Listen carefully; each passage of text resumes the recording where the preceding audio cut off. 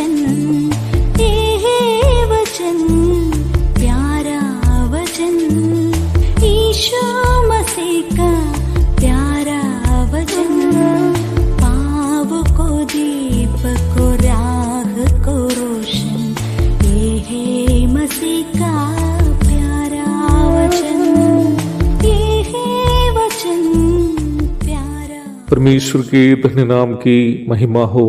प्रभात मनन के सत्र 1898 में आप सभी का बहुत ही विनम्रता के साथ स्वागत करता हूँ। आइए आज के मनन के लिए हम पढ़ते हैं इब्रानी अध्याय 6 पद 18, ताकि दो बेबदल बातों के द्वारा जिनके विषय में परमेश्वर का झूठा ठहरना अनहोना है, दृढ़ता से हमारा ढाढ़स बंध जाए, जो शरण लेने को इसलिए दौड़े हैं कि उस आशा की जो सामने रखी हुई है प्राप्त करे।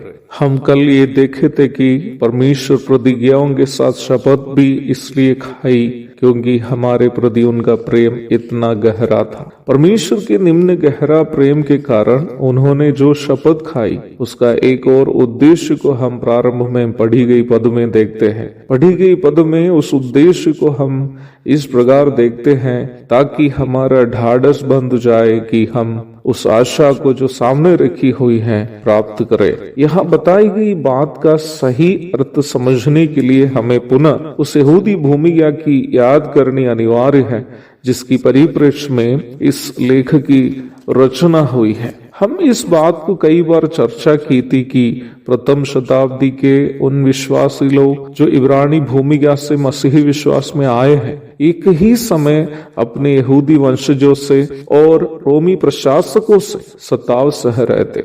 इसके अलावा झूठे शिक्षकों के द्वारा भी फैलाई गई झूठी शिक्षाओं के दबाव भी उन पर काफी था। ऐसी परिस्थिति में परमेश्वर का आत्मा उन्हें याद दिला रहा है कि वे अपने विश्वास को थामे रहें और वैसे ही परमेश्वर की सेवाओं में विशेषकर एक दूसरे को विश्वास में स्थिर रखने के लिए उन लोगों ने जो भी दुख उठाया उसे जारी रखे, क्योंकि परमेश्वर अन्यायी नहीं है कि उन बातों को भूल जाए जो इन लोगों ने परमेश्वर के नाम में किए हैं और उन्हें प्रतिफलों से वंचित रखे। प्रिय परमेश्वर के लोगों, इन बातें हमारे लिए भी एक बड़ा प्रोत्साहन और हिम्मत प्रदान करने वाली बात है। मसीही जीवन के विभिन्न पहलुओं में, वो चाहे अपनों से या परायों से सताव और जीवन के अन्य निराशाजनक अनुभव, उस परिस्थिति में वचन के साथ समझौता करने या विश्वास से पीछे मुड़ने की संभावना हमारे जीवन में भी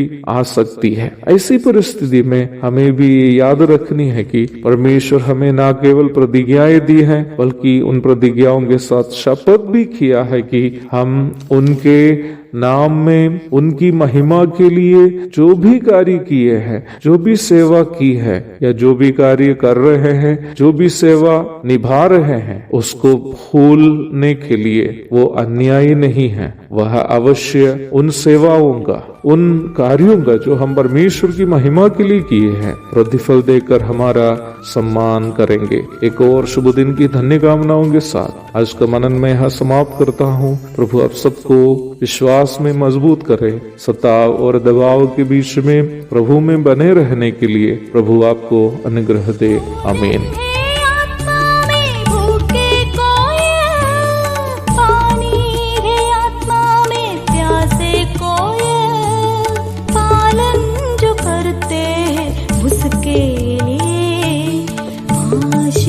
पाने का साधन है ये है वचन, प्यारा वचन, यीशु मसीह का प्यारा वचन।